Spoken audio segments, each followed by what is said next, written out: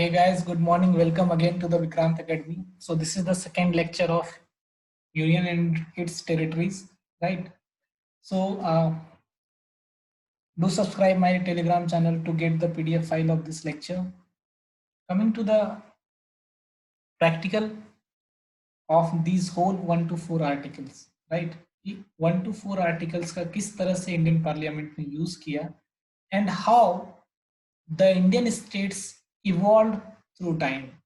ठीक है, आज की डेट में जितने स्टेट्स हैं हमारे पास, ये कैसे कैसे बने, क्या हुआ। उसके पहले हम थोड़ा सा बैकग्राउंड में जाएंगे। इंडिपेंडेंस से पहले इंडिया में दो तरह की टेरिटरी होती थी। अंग्रेजों के अंदर दो तरह के टेरिटरी होते थे। पहला वैसा टेरिटरी जो ब्रिटिश प्रोविंस के अंदर आता था, ठीक है, इसको डायरेक्टली कौन रूल करती थी? ब्रिटिश गवर्नमेंट रूल करती थी, है ना। और दूसरा टेरिटरी जिसको कि हम प्रिंसली स्टेट्स बोलते थे, ये इस टेरिटरी को रूल करते थे यहाँ के राजा महाराजा, राइट। इसके सुप्रीमेसी में द ब्रिटिश क्राउन, जो अंग्रेज के किंग होते थे उनके सुप्रीमेसी में, ठीक है, पारामाउंसी में ये लोग रूल चलाते थे यहाँ। जो इंडियन इंडिपेंडेंस एक्ट 1947 था, जिसने कि इंडिया को आजादी दी, right.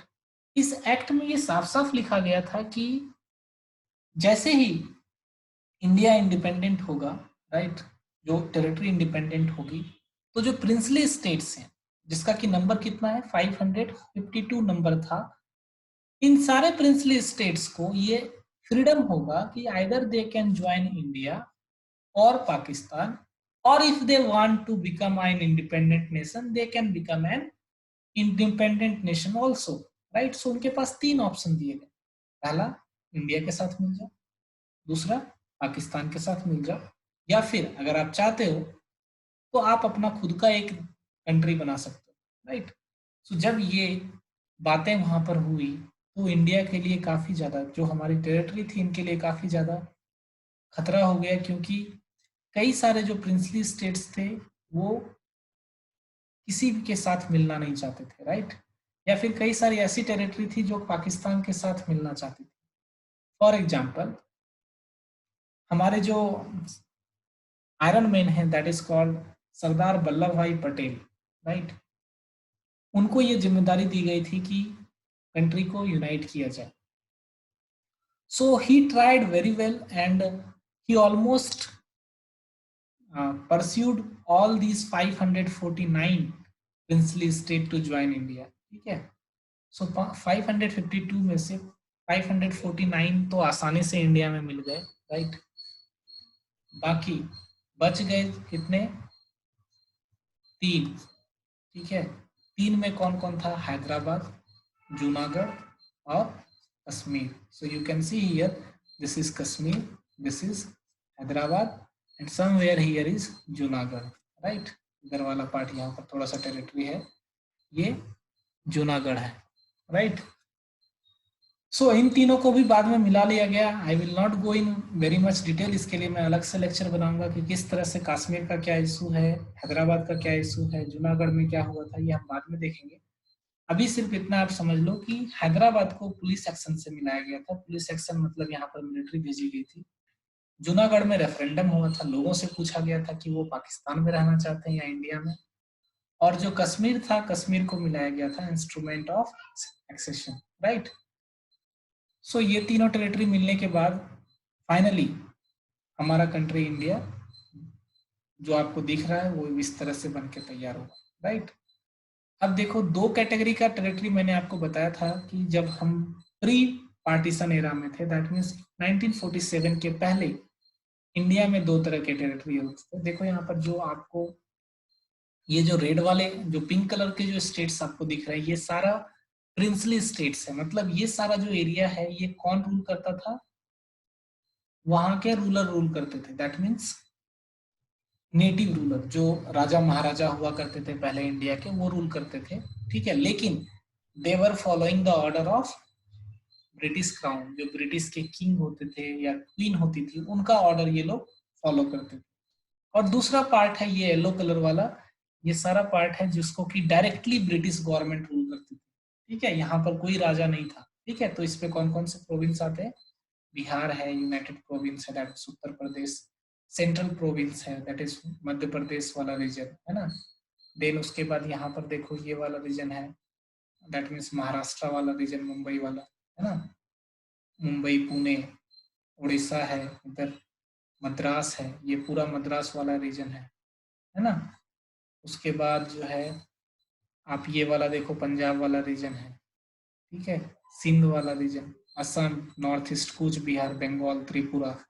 So these are the area which is directly ruled by the British government. Okay. So look at this map carefully so that you can compare, right, how the Indian state evolved through time. Okay. So coming to the next slide. So in 1950 what happened after independence, right, जब हमारा constitution बन के तैयार हो गया, right, तो हमारे constitution में जो स्टेट्स बने थे उसको 4 भाग में डिवाइड किया गया था, राइट, 4 फोल्ड क्लासिफिकेशन हुआ था इंडियन स्टेट का। पहला जो था वो पार्ट ए, जिसमें कि वैसे स्टेट्स को रखे गए थे जो पहले गवर्नर का प्रोविंस था। गवर्नर का प्रोविंस मतलब वो सभी स्टेट्स जो directly government rule, British government rule करती थी, दैट मीन्स येलो कलर वाला, राइट। पार्ट बी में जो है कुछ प्रिंसली स्टेट्स थे, वैसे प्रिंसली स्टेट जो जिसमें लेजिस्लेचर था, राइट। सो पार्ट बी वो पिंक वाला area, mostly majority of them. Part C जो था वो चीफ कमिश्नर्स प्रोविंस था, जिसको कि गवर्नर डायरेक्टली रूल किया करते थे, है ना। तो आपको इतना डिटेल में जाने की जरूरत नहीं है। पार्ट सिर्फ मैं एक लिस्ट आपको दे दूंगा, पार्ट ए में कौन सा था, पार्ट बी में, सी में, डी में, आपको याद रखने की भी जरूरत नहीं है। This is just for your understanding purpose, right. So जो पार्ट सी था उसमें लगभग 10 स्टेट थे, और लास्ट में एक पार्ट डी था जिसमें अंडमान एंड निकोबार को अलग से रखा गया था, right. So I will show you the list. देखो यहाँ पर पार्ट ए में कौन कौन सा है, असम है, बिहार है, बॉम्बे है, मध्य प्रदेश है। बॉम्बे मतलब सिर्फ बॉम्बे वाला एरिया नहीं, बॉम्बे मतलब महाराष्ट्र और गुजरात, आज का जो महाराष्ट्र और गुजरात है दोनों मिला के बॉम्बे थे, ठीक है। देन हमारा sorry Madras, Orissa, Punjab, United Province, West Bengal, right. So these are the states which comes under part A. Part B में कुछ स्टेट्स आ रहे हैं जो कि किंग के द्वारा, नेटिव किंग के द्वारा रूल किया जाता था, राइट। हैदराबाद हो गया, हैदराबाद का निजाम, यू नो, जम्मू कश्मीर राजा हरि सिंह, है ना, मध्य भारत मैसूर, ठीक है, Patiala Punjab, Rajasthan, Saurashtra, Travancore, Cochin Kerala, right, Vindhya Pradesh.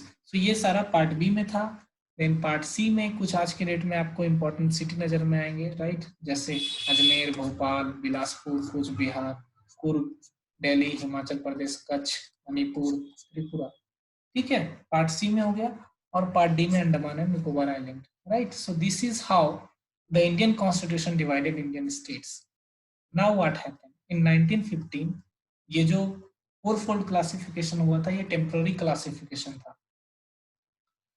So during Indian national movement, Congress promised different region of the country that कि हम कंट्री को लैंग्वेज के बेसिस पे डिवाइड करेंगे, राइट, लैंग्वेज के बेसिस पे स्टेट बनाएंगे। लेकिन जवाहरलाल नेहरू काफी डर चुके थे, क्योंकि यू नो 1947 में क्या हुआ था, इंडिया और पाकिस्तान का डिवीजन हुआ था, and lots of people were died because of rights. लोगों के बीच लड़ाई हुई थी, इसकी वजह से कई सारे लोग मर गए थे। So now the Jawaharlal Nehru did not want to divide nation on language. Already religion के नाम पे नेशन डिवाइड हो चुका था, राइट। सो चूंकि कंट्री में काफी ज्यादा एजिटेशन होना शुरू हो गया, लोग रिवोल्ट करना शुरू कर दिए, ठीक है।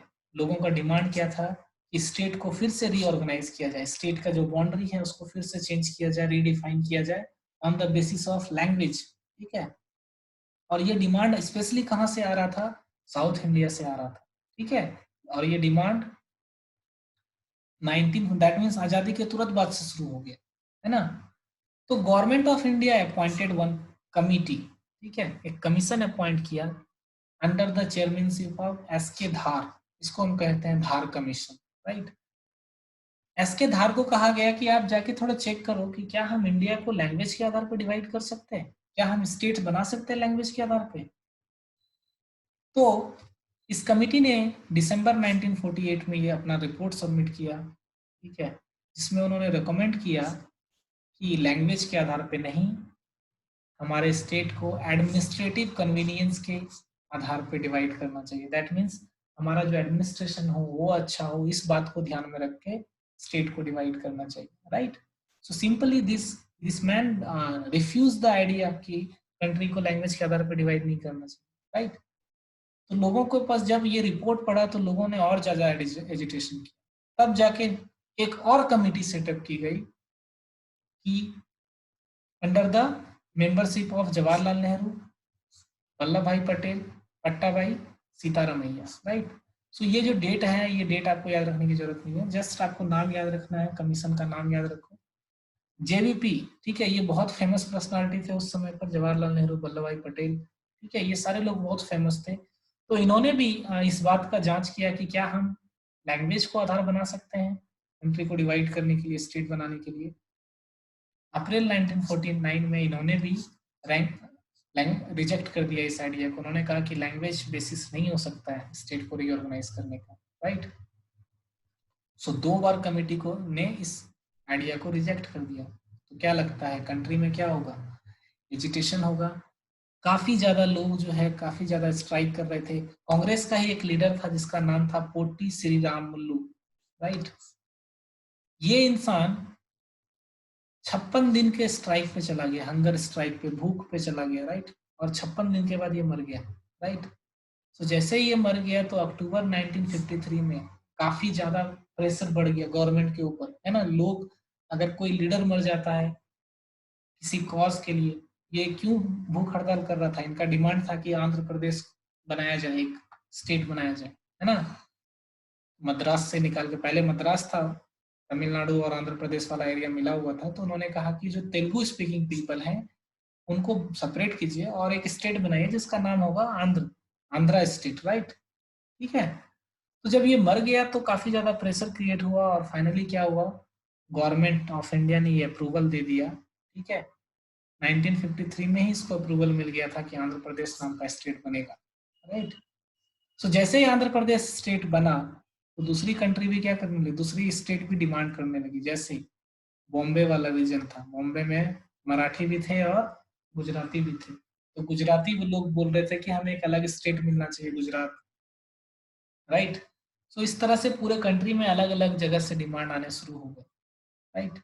सो यू कैन सी कि बाद में जब गवर्नमेंट ऑफ इंडिया के ऊपर प्रेशर पड़ा तो गवर्नमेंट ऑफ इंडिया ने फिर से एक रीऑर्गेनाइजेशन किया स्टेट का। उसके पहले आप देख लो कि ये वाला जो पार्ट है ये आंध्र प्रदेश है, ठीक है, आंध्र प्रदेश निकला। अभी तो आंध्र प्रदेश को भी डिवाइड कर दिया गया है 2 भाग में, राइट। एक तेलंगाना है और एक आंध्र प्रदेश है, राइट। सो ये 1953 में इस तरह का ये वाला पार्ट कहाँ से निकाला गया था, इस वाले पार्ट से। पहले ये पूरा एक ही था, राइट, इसमें से एक बाउंड्री यहाँ पर लाइन खींचा गया। सो 1953 में जब ये बनाया गया तो फिर अगेन कई सारे स्टेट जब डिमांड करने लगे तो गवर्नमेंट ऑफ इंडिया ने फिर से एक कमीशन सेटअप किया जिसका नाम था फजल अली कमीशन। कब, 1953। 3 मेंबर थे इसमें, राइट। फजल अली जो कि चेयरमैन थे, K M Panikkar, H N Kunzru, right. इन तीनों ने मिलकर ये देखना शुरू किया कि क्या हम इसको एक्सेप्ट कर सकते हैं, लैंग्वेज को बेसिस बना सकते हैं स्टेट ऑर्गेनाइज करने के लिए।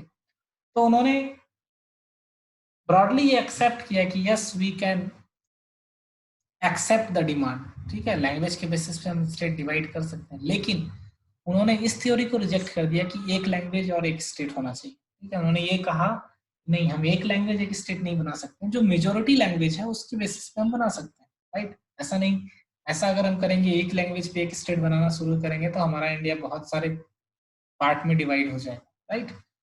इसके अलावा उन्होंने कहा कि लैंग्वेज के अलावा you have to take care certain other thing also, like country का जो यूनिटी और सिक्योरिटी है उसको भी ध्यान में आपको रखना चाहिए, राइट। ऐसा नहीं कि सिर्फ लैंग्वेज पे डिवाइड कर रहे हैं और कंट्री का यूनिटी और इंटीग्रिटी खराब हो रहा है, ठीक है। लोगों का जो लैंग्वेज है, जो कल्चर है, ठीक है, उसमें जो समानता है वैसे प्रोविंस को एक जगह पर रखनी चाहिए, उसको एक जगह पर करना चाहिए। जो फाइनेंशियल, इकोनॉमिक और एडमिनिस्ट्रेटिव कंसर्न है इसको भी ध्यान में रखना है। फाइनेंशियल मतलब अब ऐसा भी नहीं हो कि कोई एक स्टेट है जो काफी ज्यादा, एक स्टेट मान लेते हैं कि मद्रास है, मद्रास को हम डिवाइड करना चाहते हैं तमिलनाडु में और आंध्र प्रदेश में, तो ऐसा नहीं होना चाहिए कि सारा का सारा जो नेचुरल रिसोर्स है, जो पैसा, जैसे मान लेते हैं कि गोल्ड का माइन है, वो सारा तमिलनाडु में चला जाए और आंध्र प्रदेश के पास कुछ ना बचे, है ना। तो फाइनेंशियली भी देखना है, इकोनॉमिकली भी देखना है और एडमिनिस्ट्रेटिवली भी देखना है कि क्या वहां का एडमिनिस्ट्रेशन कैसा होगा। देन इस बात का भी ध्यान रखना है कि पूरे, जब हम डिवाइड कर रहे हो तो हर एक स्टेट के फायदे के साथ साथ पूरे कंट्री का भी फायदा हो, इस तरह से प्लान करना है, इस तरह से प्रमोट करना है, राइट। सो ये सारे रिकमेंडेशन थे फजल अली कमीशन के। सो फाइनली इन्होंने जो रिपोर्ट पेश किया उसके बेसिस पे 1956 में, राइट, इंडिया को कई सारे स्टेट्स में डिवाइड कर दिए गए। इनिशियली 14 स्टेट्स थे, ठीक है। 1956 में 14 स्टेट्स डिवाइड कर दिए गए। यू कैन सी हियर, देखो ये सारे स्टेट्स आपको देखने को मिलेंगे, ठीक है। यहाँ पर देखो, है ना। सो उस समय ये बॉम्बे को डिवाइड नहीं किया गया था। तो आप मेजरली अगर देखोगे तो राजस्थान है, उत्तर प्रदेश है, बिहार है, उड़ीसा है, मध्य प्रदेश, हैदराबाद है, आंध्र प्रदेश है, मद्रास है, ठीक है। इसको बाद में तमिलनाडु बनाया गया। मैसूर वाला रीजन है ना, कर्नाटका नहीं था उस समय। उसके बाद केरला वाला रीजन है, कोचीन है, बाद में केरला को साथ में मिलाया गया, right.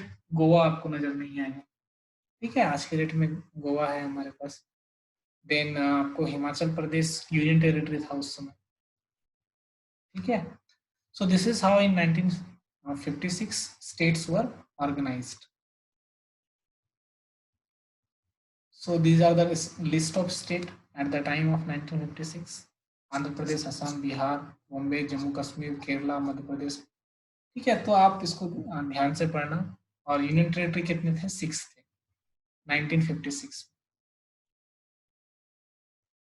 Okay, so this is the comparison of the map. आज का मैप देखो आप और पहले का मैप देखो, इसको आप ध्यान से देखना। I am not going to compare it now, right. And I think it is too much for today. Thank you for today. Have a nice day. We will talk about next topic in next lecture.